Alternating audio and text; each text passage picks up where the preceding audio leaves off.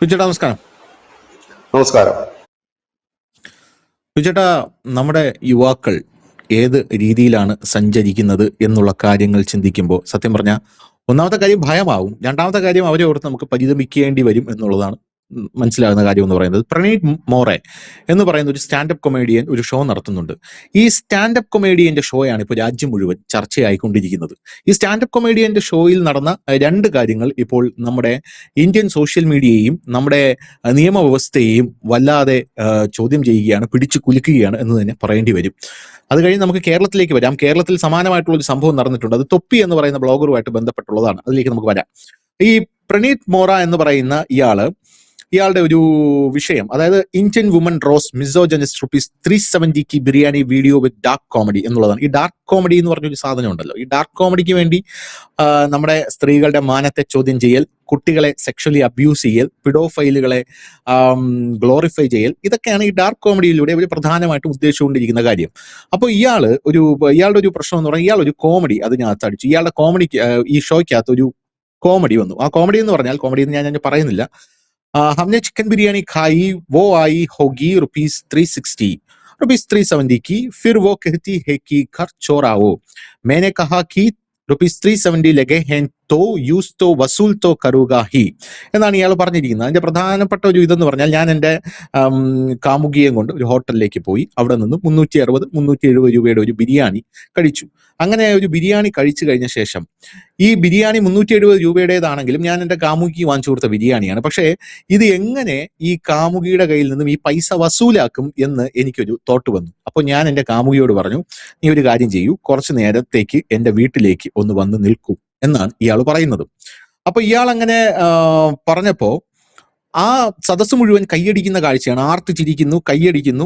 ഈ പരാമർശം കേട്ടിട്ട് വലിയ രീതിയിൽ ആ സദസ്സ് അയാളെ അഭിനന്ദിക്കുന്നു. പക്ഷേ സോഷ്യൽ മീഡിയയിലേക്ക് ഇത് എത്തിയപ്പോൾ ഇത് വലിയ രീതിയിലുള്ള ചർച്ചാ വിഷയമായി. ഇത് സോഷ്യൽ മീഡിയ കത്തിക്കുന്ന രീതിയിലേക്കുള്ളൊരു വിഷയമായി മാറി.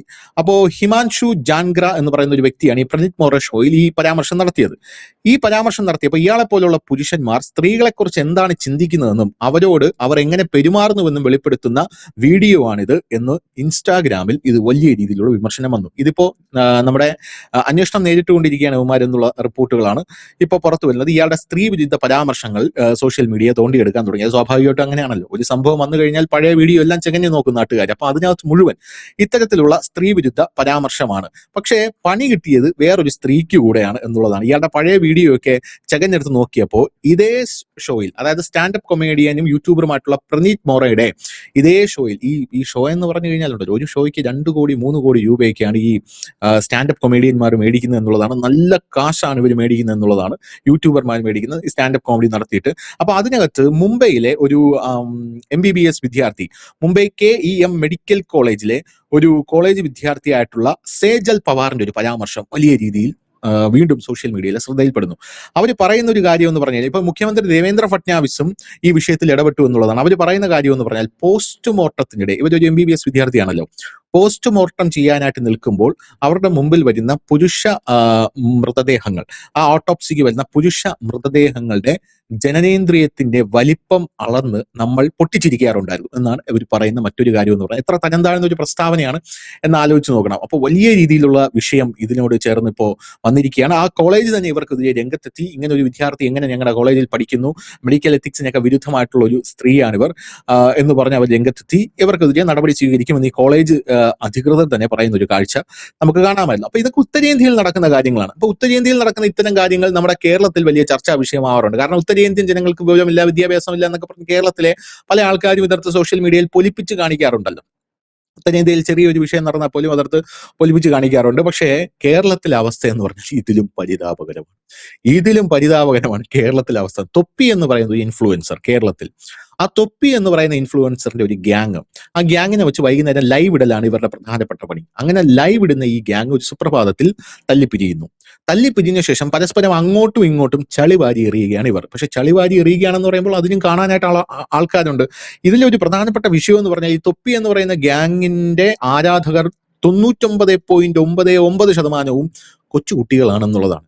ഈ കൊച്ചുകുട്ടികളുടെ മുമ്പിൽ ഇവർ പറയുന്ന ഒരു കാര്യം എന്ന് പറഞ്ഞാൽ, ഈ തൊപ്പി എന്ന് പറയുന്ന ഈ വ്യക്തി ഞങ്ങളെ യൂസ് ചെയ്യുകയായിരുന്നു, സെക്ഷലിയും ഡ്രഗ് ഒക്കെ കൊടുത്ത് യൂസ് ചെയ്യുകയായിരുന്നു എന്ന് അപ്പുറത്ത് നിൽക്കുന്ന ഒരു വിഭാഗം ആരോപണം ഉന്നയിക്കുന്നു.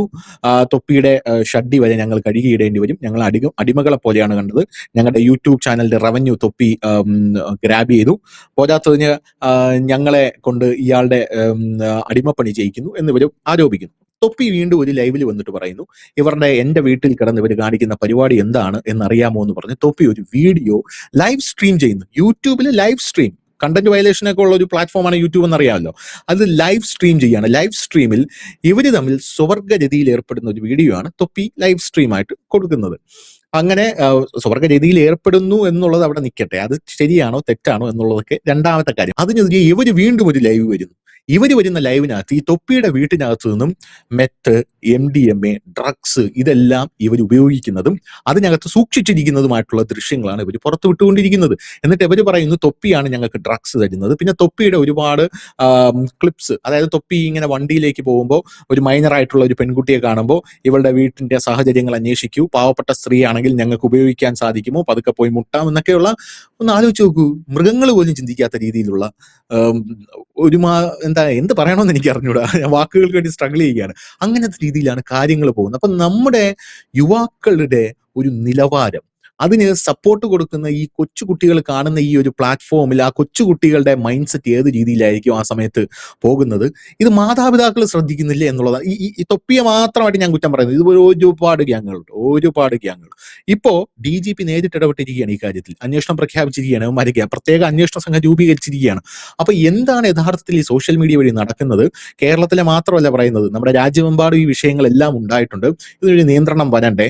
നിയന്ത്രണം വന്നാലും ഇതൊരു മാനസിക വൈകൃതമാണ്. ഇത് എവിടെ വെച്ച് നമ്മൾ പിടിക്കും? എവിടെ വെച്ച് നമ്മൾ ഇതിന് തടയിടും? എന്ത് തോന്നുന്നു?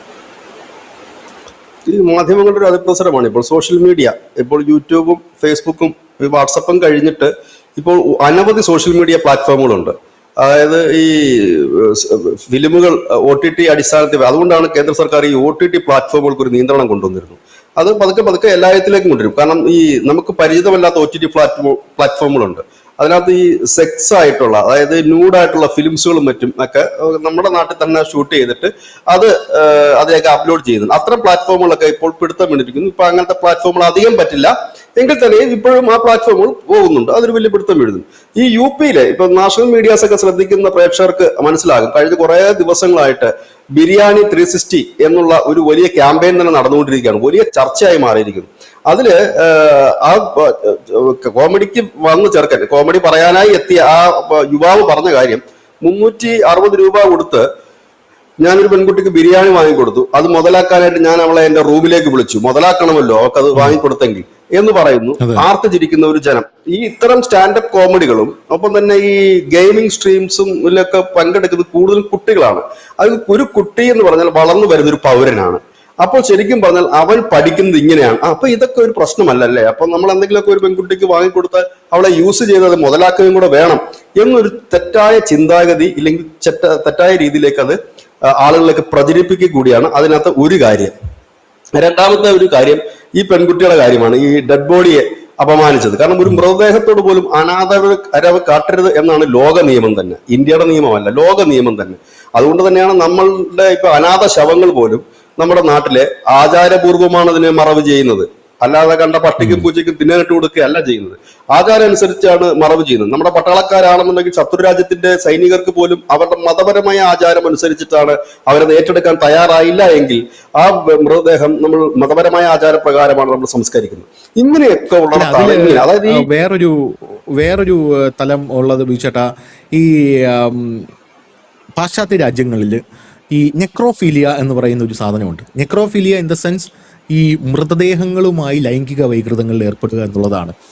അവിടെ അങ്ങനെയുള്ളൊരു സാധനമുണ്ട്. നമ്മൾ പല കാര്യങ്ങളും പാശ്ചാത്യ ലോകത്തേക്ക് നോക്കിക്കഴിഞ്ഞാൽ അവിടെയുള്ള സംഭവങ്ങളിൽ ഇപ്പോൾ വൈഫ് സ്വാപ്പിംഗ്, അത് നമ്മുടെ കേരളത്തിലും ഉണ്ടായിട്ടുണ്ട്. ഇപ്പോൾ ഭാര്യമാരെ പരസ്പരം കൈമാറുന്ന സാധനം. നെക്രോഫീലിയ എന്നെ ഏറ്റവും കൂടുതൽ ഞെട്ടിച്ച കാര്യം, ഒരു മൃതദേഹത്തോട് നമുക്ക് എന്ത് ലൈംഗികമായിട്ടുള്ളൊരു താല്പര്യം തോന്നാനാണ്? ഒരു മൃതദേഹമാണത്. അപ്പൊ അതിനോട് ഡോക്ടറാകാൻ പോകുന്ന ഒരു പെൺകുട്ടിക്ക് അതിന്റെ ജനനേന്ദ്രിയത്തെ നോക്കി അതിന്റെ വലിപ്പം കുറവാണെന്ന് പറയുമ്പോൾ അത് ലൈംഗികമായിട്ടുള്ള ഒരു താല്പര്യം കൂടെയാണ്. അതൊരു എന്താ പറയാ, അവരുടെ മൈൻഡ് സെറ്റിനുള്ള ഒരു പ്രശ്നമാണോ, അവർക്കുള്ള ഒരു രോഗമാണോ? അത് ഇനി പാശ്ചാത്യ ലോകത്ത് ഇതൊക്കെ എന്താണ്, ഇത് കോമഡി പറഞ്ഞാൽ അത് കോമഡിയാണ്. പക്ഷെ നമ്മുടെ സംസ്കാരം അതല്ല. നമ്മുടെ സംസ്കാരം എന്ന് പറഞ്ഞാൽ എന്താണ്, നമുക്കത് ചിന്തിക്കാൻ പോലും പറ്റാത്ത കാര്യമാണ്. അപ്പോൾ അങ്ങനെയുള്ളൊരു ഈ സോഷ്യൽ മീഡിയയിലെ അതിപ്രസരം കൊണ്ട് അങ്ങനെയുള്ള സംസ്കാരങ്ങൾ കൂടെ നമ്മൾ ഏറ്റെടുക്കുകയാണോ, അത് ഇവർക്കുള്ള ഒരു അസുഖമാണോ ഇതിനിപ്പോ? അതാണ് ദേവേന്ദ്ര ഫട്നാവിസ് പറഞ്ഞിരിക്കുന്നത്. ഫ്രീഡം ഓഫ് സ്പീച്ച് എന്ന് പറഞ്ഞു കഴിഞ്ഞാൽ അതിരുകളില്ലാത്ത സ്വാതന്ത്ര്യമല്ല. നമ്മൾ എപ്പോഴും പറയുന്നുണ്ട്, സ്വാതന്ത്ര്യം എന്ന് പറഞ്ഞാൽ അതിരുകളില്ലാത്തതല്ല, അതിരുകളുണ്ട്, കൃത്യമായ ബൗണ്ടറി ഉണ്ട്.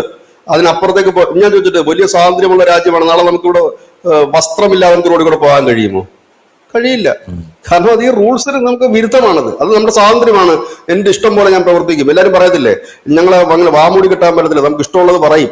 നമ്മുടെ നാട്ടിൽ ഏറ്റവും വലിയ പ്രശ്നം വെച്ചാൽ എന്ത് തന്തയിലാഴിയെ കാണിച്ചാലും അതിന് പിന്തുണയ്ക്കാൻ ഒരു വിഭാഗം ആൾക്കാരുണ്ടാകും. അങ്ങനെ തന്നെയാണ് ആ വാക്ക് ഉപയോഗിക്കേണ്ടത്. അതിനേക്കാൾ താന്ന് ഭംഗി വാക്ക് ഇതായിട്ട് പറയാൻ എനിക്ക് അറിയത്തില്ല. തന്തയിലാഴിക തന്നെയാണ് അതിന് പറയുന്നത്. പിന്തുണയ്ക്കാൻ ആളുണ്ട്. ഞാൻ ചോദിച്ചിട്ട്, ഇവിടെ കോമഡിയന്മാരില്ലേ, ഈ രമേശ് പിഷാരടിയൊക്കെ, ഇപ്പോഴത്തെ MLA ഒക്കെ എത്രയോ വർഷമായിട്ട് കോമഡി പറഞ്ഞു നിൽക്കുന്നുണ്ട്. അദ്ദേഹത്തിന്റെ വായിൽ ഞാൻ ഇതുവരെ ഒരു അശ്ലീലം കേട്ടിട്ടില്ല. ഒരു ദ്വയാർത്ഥ പ്രയോഗമുള്ള കോമഡി അദ്ദേഹം പറയുന്നത് ഞാൻ കേട്ടിട്ടില്ല. എത്രയോ മിമിക്രി കലാകാരന്മാരുണ്ട്, നല്ല രീതിയിൽ കോമഡി പറഞ്ഞു പോകുന്നില്ലേ? കോമഡി പറയാനായിട്ട് നിങ്ങൾക്ക് ഇത്രയും നിലവാരം താഴണമെങ്കിൽ അതിനെ കോമഡി എന്നല്ല പറയുന്നത്, നിങ്ങളുടെ മനോവൈകല്യമാണത്. നിങ്ങൾക്ക് എന്തോ സാരമായ എന്തൊക്കെയോ മനോവൈകല്യങ്ങളുണ്ട്. നേരത്തെ ധനുഷ് പറഞ്ഞു കണക്ക് മൃതദേഹത്തോടും കാണുന്ന അതേ മെത്തേഡ് തന്നെയാണിത്. ഇപ്പൊ നമ്മുടെ യൂട്യൂബ് ഒരു വരുമാന മാർഗം കൂടിയാണ് എല്ലാവർക്കും. ആ വരുമാന മാർഗത്തെ മാക്സിമം ബൂസ്റ്റ് ചെയ്യാനായിട്ട് ഇതുപോലെയുള്ള അശ്ലീലങ്ങളായിട്ടുള്ള കാര്യങ്ങൾ പറയുക. ഇത് എന്ത് പറ്റുമെന്ന് വെച്ചാൽ ഈ യൂത്ത് ആണ് ഏറ്റവും കൂടുതൽ കാണുന്നത്. നമ്മളെ സംബന്ധിച്ച് നമ്മുടെ ന്യൂസ് ഒക്കെ യൂത്ത് വളരെ കുറവാണ് കാണുന്നത്. നമ്മളെ സംബന്ധിച്ച് ഒരു കുറച്ചുകൂടെ എഡ്യൂക്കേറ്റഡ് ആയിട്ടുള്ള കുറച്ചുകൂടെ ഇതുള്ള ആളുകൾ മാത്രമാണ് നമ്മുടെ ന്യൂസ് കാണുന്നത്. പക്ഷെ ഇങ്ങനെയുള്ള പ്രോഗ്രാംസ് കാണുന്നത് യൂത്ത് ആണ്. വളരെ ചെറുപ്പക്കാരും കൊച്ചു കുട്ടികളുമാണ് ഇത് കാണുന്നത്. കുട്ടികളാണ് ഇതിന്റെ പ്രശ്നം മുഴുവൻ കാണുന്നത്. അവർ നോക്കുമ്പോൾ എന്താണ്, ഡ്രഗ്സ് ഉപയോഗിക്കുന്ന കുറ്റകരമല്ല, ഈ സെക്ഷലി ഇങ്ങനെ പറയുന്ന കുറ്റകരമല്ല. എന്തിന് സിനിമകൾ ഇറങ്ങുന്നില്ലേ, തെറി വിളിക്കുന്ന സിനിമകൾ? ഇന്നലെ ഒരു വാർത്ത ഞാൻ കണ്ടു, മോളിവുഡ് ഡയറി എന്ന് പറയുന്ന പുതിയൊരു സിനിമ. ആ സിനിമ സെൻസർ ബോർഡിനോട് കൊടുക്കുന്നു. മോളിവുഡ് ടൈംസ് സെൻസർ ബോർഡിനോട് കൊടുക്കുന്നു. സെൻസർ ബോർഡിനോട് കൊടുക്കുമ്പോൾ അത് തെറി പറയുന്ന ഭാഗം മ്യൂട്ട് ചെയ്തിട്ട് സെൻസർ ബോർഡിന്റെ സർട്ടിഫിക്കറ്റ് വാങ്ങുന്നു. എന്നിട്ട് ഈ പടം റിലീസ് ചെയ്യുമ്പോൾ അതിലെല്ലാം തെറിയുണ്ട്. അപ്പോൾ ഇപ്പൊ സെൻസർ ബോർഡ് ഇടപെട്ടു. സെൻസർ ബോർഡ് ആ പണി നടക്കത്തില്ല, ഞങ്ങളെ കാണിക്കാൻ വരും മ്യൂട്ട് ചെയ്തിട്ട് പിന്നെ കൊടുക്കാനാണെങ്കിൽ പിന്നെ ഞങ്ങൾ ഇട്ടിരിക്കേണ്ട കാര്യമില്ലല്ലോ എന്ന് പറയും. തെറി ഇപ്പോൾ സിനിമകളിൽ വ്യാപകമായി ഉപയോഗിക്കുന്നു. ആ തെറി ഉപയോഗിക്കുന്ന ഇപ്പോൾ ഒരു കോമൺ ആയി മാറിയിരിക്കുന്നു. കുറെ അധികം റീൽസിലും യൂട്യൂബ്സിലും ഒക്കെ പെൺകുട്ടികൾ തെറി വിളിക്കുന്നു. ഇതൊരു ഫാഷനായി മാറുകയാണ്. അതായത് കൂടെ വരുന്ന കാമുകനെയോ ഫ്രണ്ടിനെയോ ഒക്കെ തെറി വിളിക്കുന്ന രീതിയിലേക്ക് കാര്യങ്ങൾ മാറുന്നു. ഇതൊരു ഫാഷനായി മാറുന്നു. ഇത് ഞാൻ പറഞ്ഞിട്ട്, ഈ സായിപ്പിനെ അനുകരിച്ചാൽ നമ്മൾ സായിപ്പാകില്ല, കാക്ക വിളിച്ച കൊക്കാകില്ല. അത് നമ്മൾ ആദ്യം മനസ്സിലാക്കേണ്ടതുണ്ട്. ഇപ്പൊ വെസ്റ്റേൺ കൺട്രീസിനെ അനുകരിച്ചുകൊണ്ട് നമ്മൾ ഏറ്റെടുക്കുന്ന കാര്യങ്ങൾ, അതിന് ഒരു പരിമിതിയുണ്ട്. അച്ഛനും മകളും തമ്മിലുള്ള ബന്ധത്തിന് ഒരു പവിത്രതയുണ്ട്, അതിനൊരു ഒരു റേഞ്ച് ഉണ്ട്, അതിനൊരു പരിധിയുണ്ട്, പരിമിതിയുണ്ട്, അതിനൊരു ബോർഡർ ഉണ്ട്, അല്ലെ? അതല്ലാതെ അതിനപ്പുറത്തേക്ക് പോകുമ്പോഴാണ് അനുഭവം കയറുന്നേ പോലുള്ളവരൊക്കെ ഓണയറി പോയത്. ആകാശത്ത് പോയ കേസ് വന്നിട്ടുള്ള കരൺ ജോഹറിന്റെ കേസും ഒക്കെ നമുക്ക് അറിയാവുന്ന ഒരുപാടുള്ളത്. അപ്പം ഈ സഹോദരി ബന്ധത്തിനും ഉണ്ട് ഒരുപാട് കേസുകളുണ്ട്. ഇതെല്ലാം വിവാദത്തിൽ പോയിട്ടുള്ള, പക്ഷെ ആ വിവാദത്തിനൊക്കെ ഒരു തലമുണ്ടായിരുന്നു. ഇത് വെറും വൾഗറായിട്ട് താഴോട്ട് പോകുന്ന ഒരു രീതിയിലേക്കാണ് ഇപ്പോൾ കാര്യങ്ങൾ നീങ്ങിക്കൊണ്ടിരിക്കുന്നത്. കാരണം ഈ പൈസ കിട്ടും എന്ന് കാണുമ്പോൾ ഈ തൊപ്പിക്കൊക്കെ വലിയ ആരാധകരാണുള്ളത്. അദ്ദേഹം പൈസ ഉണ്ടാക്കുന്നതിന് നമുക്കാർക്കും വിരോധവുമില്ല. കാരണം നമുക്കറിയാത്തൊരു ഫീൽഡാണത്. ഈ സ്ട്രീമിംഗ് ഒന്നും നമുക്ക് അറിയുന്നൊരു ഫീൽഡല്ല. പക്ഷെ അവിടെ പോയിട്ട് മയക്കുമരുന്ന്, ഈ കഞ്ചാവൊക്കെ അദ്ദേഹം പിന്നെ വീഡിയോയിലൂടെ കാണിക്കുമായിരുന്നു എന്നൊക്കെയാണ് പരാതി. അങ്ങനെ കാണിക്കുകയായിരുന്നു. മുമ്പ് രണ്ട് ചെറുപ്പക്കാർ ഒരു വണ്ടി എടുത്തിട്ട് കറങ്ങാൻ പോവുകയായിരുന്നു. ഇവര് പണി എന്തായിരുന്നു, ഇവര് ഇതൊക്കെ തന്നെ കാണിച്ചു. അവരറിയാതെ കാണിച്ചതാണോ അറിഞ്ഞിട്ട് കാണിച്ചതാണോ എന്ന് അറിയത്തില്ല. ഇതൊക്കെ അറിഞ്ഞോ അറിയാതെ പ്രോത്സാഹിപ്പിക്കുന്നു. ഇതുപോലെ തന്നെ ഗാംബ്ലിങ്, ശരിക്കും പറഞ്ഞ ഗെയിമുകൾ ഇന്ത്യയിൽ നിരോധിക്കപ്പെട്ടിട്ടുള്ളതാണ്. ഈ പൈസ വെച്ചുള്ള കളി കൂടുതൽ ഗെയിംസ് നിരോധിക്കപ്പെട്ടിട്ടുള്ളതാണ്. അവിടെയാണ് ഇത്തരം ഗെയിം സ്ട്രീമുകൾ നടക്കുന്നുള്ളതാണ് ഇതിനകത്ത്. കാരണം ഇതിന് തടയിടേണ്ട സമയം അതിക്രമിച്ച് കഴിഞ്ഞിരിക്കുന്നു. ഇതിന് കർശനമായ ഒരു നിയമം വന്നേ മതിയാകും. കാരണം ഇതേ രീതിയിലുള്ള, അതുപോലെ തന്നെ കാരണം ഈ കുറെ എന്റർടൈൻമെന്റ് ചാനൽ എന്ന് പറഞ്ഞ കുറെ ചാനൽ വരുന്നുണ്ട്. ആ എന്റർടൈൻമെന്റ് ചാനൽ എന്ന് പറഞ്ഞു കഴിഞ്ഞാൽ വളരെ അശ്ലീലകരമാണ്. വളരെ അശ്ലീലകരമായിട്ട് നടീനടന്മാരെ കാണിക്കുക, അവരെ അവഹേളിക്കുക ഒക്കെ നമുക്ക് കാണാം. കുറച്ചു നാൾക്ക് മുമ്പ് ഒരു നടി കൊണ്ട് കേസ് കൊടുത്തൊരു പ്രമുഖ ജൂവലറി ഉടമ അകത്ത് പോയതൊക്കെ നമുക്കറിയാം. അപ്പൊ ഇതേ രീതിയിലാണ് ഈ ചാനലുകൾ കാണിച്ചുകൊണ്ടിരിക്കുന്നത്. അതായത് നേരെ ചൊവ്വേ ഒരു അമ്പലത്തിൽ പോയി ഒരു സ്ത്രീക്ക് തൊഴാൻ പറ്റാത്ത അവസ്ഥയിലേക്ക് ഈ ബ്ലോഗർമാർ എത്തിച്ചിരിക്കുന്നു. കാരണം മൊബൈലും കൊണ്ട് നിൽക്കുകയാണ്. ഏതെങ്കിലും ഒരു ഭാഗം കാണിച്ചുകൊണ്ട് പൈസ ഉണ്ടാക്കുന്ന നിലയിലേക്ക് മാറിയിരിക്കുന്നു. ഈ നിലവാരത്തിലാണ് പോകുന്നതെങ്കിൽ ഇത് മുമ്പോട്ട് കൊണ്ടുപോവുക അസാധ്യമായ ഒരു കാര്യമാണ്. ഇതിനെതിരെ കരുതലെടുക്കേണ്ടത് പോലീസിനെ മാത്രം നമ്മൾ കുറ്റപ്പെടുന്നില്ല. കാരണം അവർക്ക് എല്ലായിടത്തും വന്നിട്ട് കാവൽ നിൽക്കാൻ പറ്റില്ല. പൊതുജനം ബോധവാന്മാരാകണം. ഇങ്ങനെയുള്ളവരുടെ കൈവല്ലി ഒടിക്കുക തന്നെയാണ് വേണ്ടത്. കാരണം ഇനി ഒരിക്കലും അവൻ ക്യാമറയും കൊണ്ട് വരരുത്. കാരണം ഈ സലീംകുമാറിന്റെ മരണത്തിന് മുമ്പ് ഒരു മരണം നടന്നിരുന്നു. ഏതായിരുന്നു ഞാനത് ഓർക്കുന്നില്ല, സെലിബ്രിറ്റിയുടേത്. ഇതേപോലെ തന്നെ ഈ ഇവന്മാർ ഇടിച്ചു കയറിക്കൊണ്ട് നടത്തുന്ന കുറെ അഭ്യാസ പ്രകടനങ്ങളാണിത്. കാരണം ഇത് വിറ്റിട്ട് വേണം ഇവർക്ക് പൈസ ഉണ്ടാക്കാനായിട്ട്.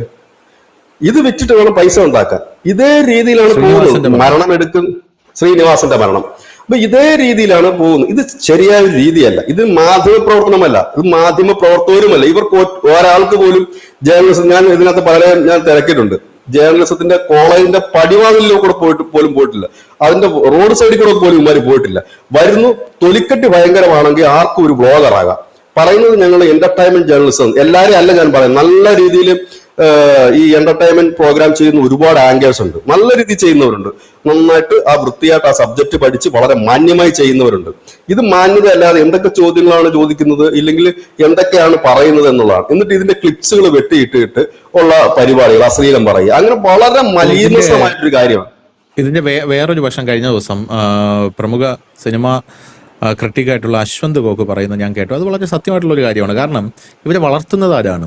ഈ ക്യാമറയെ പിടിച്ചു കൊണ്ടുപോകുന്ന ആൾക്കാരെ വളർത്തുന്ന ആരാണ്? വളർത്തുന്ന സിനിമാക്കാർ തന്നെയാണ്. കാരണം അവരുടെ പ്രൊമോഷന് വേണ്ടിയിട്ടാണ് ഇവരെ മെയിനായിട്ട് യൂസ് ചെയ്യുന്നത്. ഒരു സിനിമ തുടങ്ങുമ്പോൾ ആ സിനിമ മുഖ്യധാര ജനങ്ങൾക്കിടയിൽ അല്ലെങ്കിൽ മാധ്യമങ്ങൾ ഏറ്റെടുക്കാത്ത ഒരു സാഹചര്യം ഉണ്ടാകുമ്പോൾ അത് ജനങ്ങൾക്കിടയിലേക്ക് ആ സിനിമ പബ്ലിസിറ്റി ചെയ്യണമെങ്കിൽ എന്തെങ്കിലും ഒരു വിവാദം വേണം. വിവാദം വരുമ്പോൾ സ്വാഭാവികമായിട്ടും അങ്ങനെ വിവാദം ഉണ്ടാക്കാൻ കെൽപ്പുള്ള ആൾക്കാരാണ് ഈ ക്യാമറയും പിടിച്ചുകൊണ്ട് നടക്കുന്ന ആൾക്കാർ, ഈ മൊബൈൽ ക്യാമറയും പിടിച്ചുകൊണ്ട് നടക്കുന്ന ആൾക്കാർ.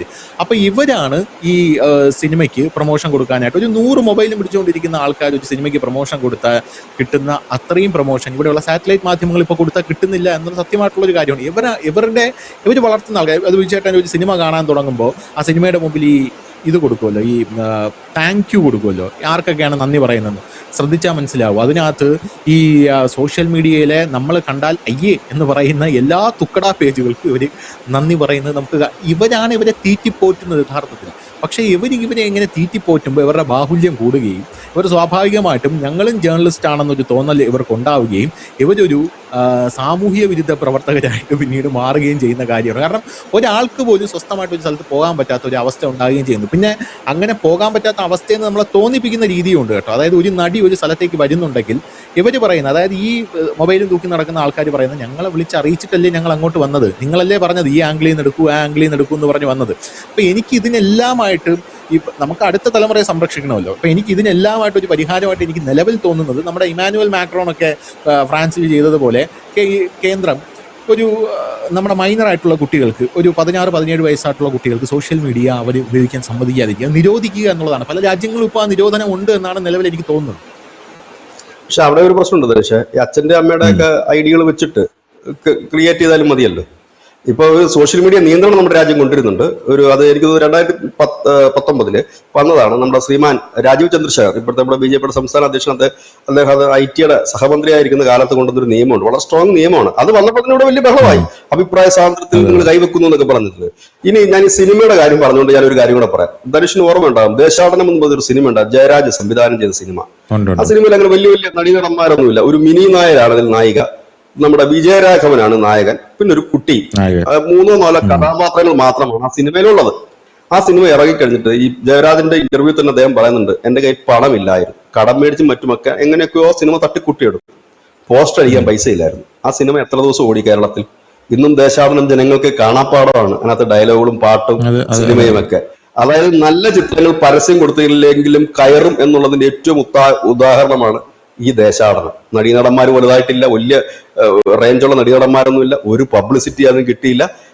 ഇങ്ങനെയാണ് അത് വന്നത്. ചിത്രം എന്ന് പറഞ്ഞത് പ്രിയദർശൻ ഇറങ്ങി, അദ്ദേഹം അത് പെട്ടി, അതിനുശേഷം പോസ്റ്റർ അടിക്കാൻ പൈസ ഇല്ല. അദ്ദേഹം അതിന്റെ പ്രൊഡ്യൂസർ ചെന്നു, PK പിള്ളയോ മറ്റോ ആണ് അതിന്റെ പ്രൊഡ്യൂസർ എന്ന് തോന്നുന്നു. അദ്ദേഹം ഇപ്പൊ ഇല്ല, മരിച്ചുപോയി. അപ്പൊ അദ്ദേഹത്തോട് ചെന്നിട്ട് ചോദിക്കുമ്പോൾ അദ്ദേഹം 8 വരെ പൊട്ടി നിൽക്കുക, പൈസ ഇല്ല ഇതിന് പോസ്റ്റർ അടിക്കാനുള്ള. ചെറിയ പോസ്റ്ററുകൾ അവിടെ ഇവിടെയും കുറച്ച് ഒട്ടിച്ചിട്ടാണ്. ആദ്യം കുറച്ച് ദിവസമൊക്കെ തിയേറ്ററിൽ ആ പടം വലുതായിട്ട് ക്ലച്ച് പിടിച്ചില്ല ചിത്രം. പിന്നീട് ആ ചിത്രം ഇന്ത്യയുടെ ചരിത്രമായി മാറി, കേരളത്തിന്റെ ചരിത്രമായി മാറി. 365 ദിവസവും കടന്ന് എത്രയോ ദിവസം, വർഷങ്ങളോളം ചില തിയേറ്ററുകളിൽ ആ സിനിമ ഓടിയില്ലേ. അപ്പൊ നല്ല പ്രൊഡക്റ്റുകൾ ജനം എവിടെയായാലും തിരക്കി. ഇതെല്ലാം ഈ ഇടയ്ക്ക് ഇറങ്ങിയത്. ഇതെല്ലാം നല്ല സിനിമകൾ ആൾക്കാർ രണ്ട് കൈ നിന്നിട്ട് സ്വീകരിക്കും. 8 നില പൊട്ടാൻ പോകുന്ന സിനിമയാണ് ഈ ടീമുകളെല്ലാം കൂടെ വിളിച്ചിരുത്തി ഇന്റർവ്യൂ പ്രൊമോയും കൊടുത്തിട്ട് ഹൈപ്പ് ഉണ്ടാക്കാൻ ശ്രമിക്കുന്നത്. ഹൈപ്പ് ഉണ്ടാക്കിയിട്ട് എവിടെ ഇംഗ്ലീഷ് പറയുന്ന വലിയ സൂപ്പർ സംവിധായകന്റെ പടം 8 നില 2 പൊട്ടിയില്ലേ ഇപ്പൊ? അദ്ദേഹം ഇന്ത്യൻസ് ഗവൺമെന്റിനെ വരെ വെല്ലുവിളിച്ചുകൊണ്ട് സിനിമ ഇറക്കിയത് 8 നില പൊട്ടി. അദ്ദേഹമൊക്കെയാണ് ഇതിന് വലിയൊരു ഇത്. ആയിക്കോട്ടെ, അവരുടെ കഞ്ഞുടിയിൽ നമ്മൾ പാറ്റ മണ്ണുവാരി ഇടാന്ന് ഉദ്ദേശിക്കുന്നില്ല. ബ്ലോഗർമാരുടെ ഒക്കെ ചെയ്യുമ്പോൾ നമ്മൾ ആലോചിക്കുക, നമ്മുടെ വീട്ടിലൊരു സഹോദരിയുണ്ട്, നമുക്കൊരു അമ്മയുണ്ട്, നമുക്കൊരു അച്ഛനുണ്ട്, നമ്മുടെ കുടുംബമുണ്ട്. ആ കുടുംബത്തിന്റെ മുമ്പിൽ നമുക്ക് തെറി പറയാൻ കഴിയുമോ? ആ കുടുംബത്തിന് മുമ്പിൽ നമുക്ക് ഇതിന് കഴിഞ്ഞാളാൻ കഴിയുമോ എന്ന് നമ്മൾ ആലോചിക്കുക. ഇപ്പൊ നിങ്ങൾ പൈസയ്ക്ക് വേണ്ടിയാണ് ചെയ്യുന്ന, ആയിക്കോളൂ, നിങ്ങൾ നിങ്ങളുടെ തുണി ഉരുതി കാണിച്ച് പൈസ ഉണ്ടാക്കിക്കോ, ഒരു വിരോധവും ഇല്ല. ഇഷ്ടംപോലെ സൈറ്റും യൂട്യൂബും ഒക്കെ അവിടെ ഉണ്ട്. പക്ഷെ മറ്റുള്ള, അതായത് നമ്മുടെ ഒരു കൾച്ചറിനെ നിങ്ങൾ ഇല്ലാതാക്കരുത്. മൃതദേഹത്തെ അപമാനിച്ചും പെൺകുട്ടികൾക്ക് ഒരു ബിരിയാണിക്ക് വിലയിട്ടും പിന്നെ കഞ്ചാവ് എടുത്ത് മുമ്പിലോട്ട് വെച്ചിട്ട് ഇത് കഴിക്കും മക്കളെ നല്ലതാണെന്ന് പറയുന്നതും അതൊന്നും അംഗീകരിക്കാൻ കഴിയില്ല. നിങ്ങൾ നിങ്ങളുടെ അച്ഛനും അമ്മയെ കുറ്റം പറഞ്ഞു, ഇത് കേൾക്കുന്നവരും വരിക, അവരൊക്കെ അവരുടെ അച്ഛനും അമ്മയല്ലേ പറഞ്ഞു, കുഴപ്പമില്ല. പക്ഷെ അതും തെറ്റാണ്. അങ്ങനെയും പറയാൻ നമ്മുടെ നാട്ടിൽ അനുവദനീയമല്ല. ഇത് ഏതൊക്കെ വേദിയിൽ കിട്ടുമോ അതൊക്കെ. ഇതിനൊന്നും മാധ്യമ പ്രവർത്തനം എന്ന് പറയാൻ കഴിയില്ല, എന്റർടൈൻമെന്റ് എന്ന് പറയാൻ കഴിയില്ല. എന്റർടൈൻമെന്റ് എന്ന് പറഞ്ഞാൽ കൃത്യമായിട്ടുള്ള കോമഡി പറഞ്ഞ ആളുകളെ ചിരിക്കും. അതാണ് ഞാൻ പിഷാരയുടെ കാര്യം പറഞ്ഞത്. എനിക്ക് തോന്നുന്നു അദ്ദേഹം ഈ ഫീൽഡ് 10-20 കൊല്ലം കണ്ട് കഴിയുമെന്ന് തോന്നുന്നു. ഒരു അസലിൽ ഇന്നും അദ്ദേഹം പറയുന്നത് കേട്ടിട്ടില്ല. നല്ലതായിട്ട് ആൾക്കാർ ചിരിക്കുന്നുണ്ട്, ആസ്വദിക്കുന്നുണ്ട്. അതൊക്കെ സ്റ്റാൻഡേർഡാണ്. അല്ലാതെ ഈ എന്താണ് പറയുന്നത്, ഈ അശ്ലീല ഗോസിപ്പ് ഇത് പറയുക എന്ന് അശ്ലീലം പറയുന്നത് തെറ്റാണെന്നല്ല. പക്ഷെ അത് കുട്ടികളാണ് നമുക്ക് കാണുന്നത്, അവരെ വഴിതെറ്റിക്കുന്നത്. അതുകൊണ്ട് കേന്ദ്ര സർക്കാർ നിയമം ഉടനെ വരുന്നുണ്ട്. ആ നിയമം വരുമ്പോഴത്തേക്കും നമുക്ക് എടുത്തു കാണിക്കാൻ ഇതുപോലെയുള്ള 10,000-കണക്കിന് ഉദാഹരണങ്ങളുണ്ട്. 10,000-കണക്കിന് ഉദാഹരണങ്ങളുണ്ട് നമുക്ക് അവരുടെ മുമ്പിലേക്ക് എടുത്തു കാണിക്കാം. പക്ഷെ നോക്കിക്കോ, ആ നിയമം വരും. ഈ വർഷാവസാനത്തോടു കൂടി ആ നിയമം വരും. എനിക്ക് തോന്നുന്നു അടുത്ത പാർലമെന്റ് സെഷൻ ഇല്ലെങ്കിൽ നെക്സ്റ്റ് പാർലമെന്റ് സെഷൻ അത് വരും. വന്നു കഴിയുമ്പോൾ ഈ നാട്ടിലെ സകലമാന ടീമും സുഡാപ്പികൾ കമ്മികൾ എല്ലാം പറഞ്ഞതുള്ളൂ. അഭിപ്രായ സ്വാതന്ത്ര്യത്തെ കത്തിവെച്ച് ഈ മാധ്യമങ്ങൾ ചോദിക്കും. ഈ മുഖ്യധാര മാധ്യമങ്ങൾ, ഇവർക്കാണ് ഏറ്റവും കൂടുതൽ പണി കിട്ടിയിരിക്കുന്നത്. ഇപ്പോൾ ഈ മുഖ്യധാര മാധ്യമങ്ങൾ ഉറപ്പായിട്ടും ഇതിനെതിരെ ആദ്യം വരും, ഈ നിയമത്തിനെതിരെ. കാരണം അതിനകത്ത് നിയമത്തിൽ വേറൊന്നും പറയുന്നില്ല. പക്ഷെ ഒന്നാമത്തെ നിയമം ചിലർ രജിസ്റ്റർ ചെയ്യണമെന്നാണ് ഒരു നിയമം. 10 കോടി യൂട്യൂബേഴ്സ് ഉണ്ട് നമ്മുടെ രാജ്യത്ത്. 10 കോടി, 1-2 അല്ല ഉള്ളത്. സോറി, 10 അല്ല, 10 ലക്ഷം എന്നാണ് കണക്ക്. ഏകദേശം 10 ലക്ഷം അത് രജിസ്റ്റർ ചെയ്യണം. ഇപ്പൊ നമ്മുടെ ചാനല്, നമ്മളൊക്കെ കമ്പനിയാണ്, പ്രൈവറ്റ് ലിമിറ്റഡ് കമ്പനിയാണ്, നമ്മൾ രജിസ്റ്റർ ചെയ്തിട്ടുള്ളതാണ്. ഒരുപാട് രജിസ്റ്റർ ചെയ്യാത്തവരില്ലേ. രജിസ്റ്റർ ചെയ്യാത്ത വെച്ചാൽ ഈ യമനിൽ നിന്നോ സിറിയയിൽ നിന്നോ ഉള്ള ജിമെയിൽ അടിക്കാത്തൊരു യൂട്യൂബ് ചാനൽ തുടങ്ങുക, അതിൽ കൂടെ എന്ത് തന്തലഴിയെങ്കിലും വിളിച്ചു പറയുക. പ്രശ്നം ഉണ്ടായി കഴിഞ്ഞാൽ പോലീസിന് എവിടെ പോകാൻ പറ്റും? യമനിൽ പോകാൻ പറ്റുമോ? സിറിയയിൽ പോകാൻ പറ്റുമോ? ഇതൊന്നും നടക്കത്തില്ല. അപ്പോ ഈ ഒരു സാഹചര്യത്തിലാണ് പുതിയൊരു നിയമം കൊണ്ടിരുന്നത്. അതായത് ഇന്ത്യക്ക് അകത്തോ പുറത്തോ രജിസ്റ്റർ ചെയ്യുകയാണെങ്കിൽ, ഇന്ത്യക്കാരനാണെങ്കിൽ ഇന്ത്യൻ ആധാർ കാർഡിൽ നമ്മൾ ലൈസൻസ്, അതിന്റെ ട്രയൽ ഇപ്പൊ തുടങ്ങിയിട്ടുണ്ട്. യൂട്യൂബ് ട്രയൽ റൺ തുടങ്ങിയിട്ടുണ്ട്. അതിൽ കൂടെ കയറി നമ്മൾ രജിസ്റ്റർ ചെയ്യണം. വേറൊന്നുമില്ല, നമ്മുടെ പേരും ഫോൺ നമ്പരും നമ്മുടെ ആധാർ കാർഡും ഒക്കെ കൊടുത്ത് നമ്മളാണെന്ന് അറിയണ്ടേ. ഇപ്പൊ ധനുഷാണെന്ന് അറിയണ്ടേ. അപ്പൊ പിന്നെ നാളെ ഒരു കേസ് വന്നു കഴിഞ്ഞാൽ ഇപ്പൊ മുഖ്യധാര ചാനൽ എങ്ങനെയാണ്, ഇപ്പൊ നമ്മളടക്കമുള്ള എല്ലാവർക്കും ലൈസൻസ് ഉള്ളതാണ്. കേസ് കൊടുക്കണം, നമ്മൾ നിയമപരമായിട്ട് നീങ്ങും. ഇതിപ്പോ കേസ് കൊടുക്കാൻ പറ്റും. ആർക്കെതിരെ കേസ് കൊടുക്കും? പിറ്റേ ദിവസം ചാനലും കൂട്ടി പോവല്ലേ. ഇനി ചാനലിന്റെ വഴി അന്വേഷിച്ച് നമ്മൾ സൈബർ പോലീസ് പോയി കഴിഞ്ഞാൽ എവിടെ ചെന്ന് നിൽക്കാൻ പറ്റും? യമൻ ഒരു നിയമവാഴ്ചയില്ലാത്ത രാജ്യമാണ്. ഇല്ലെങ്കിൽ അഫ്ഗാനിസ്ഥാൻ, ഇല്ലെങ്കിൽ സിറിയ, ഇവിടൊക്കെ നിന്നുള്ള ജിമെയിൽ ഐഡിയിലാണ് ഇത് പലപ്പോഴും തുടങ്ങുന്നത്. പിന്നെ വിദേശത്തിരുന്നുകൊണ്ട് നമ്മുടെ രാജ്യത്ത് അപമാനിക്കുന്ന വേറെ കുറെ ടീമുകൾ വേറെയും ഉണ്ട്. അപ്പൊ ഇതിനൊക്കെ ഒരു കൃത്യമായ ഒരു നിയമവും കാര്യങ്ങളും വന്നു കഴിഞ്ഞാൽ സംഭവം തീരും. നീ വിദേശിയാണോ, നിന്റെ യൂട്യൂബ് ഇന്ത്യ കാണിക്കത്തില്ല. അത് ബാൻ ചെയ്യാൻ പറ്റുന്ന സംവിധാനം നമുക്കുണ്ടല്ലോ, ഇപ്പം കാണിക്കുന്നില്ല. നീ ഇന്ത്യക്കാരനാണോ, നീ രജിസ്റ്റർ ചെയ്യും എന്ന് നമുക്ക് ഇന്ത്യ കാണിക്കാം. സംഭവം തീർന്നില്ലേ? ഇത്രയേ ഉള്ളൂ കാര്യം.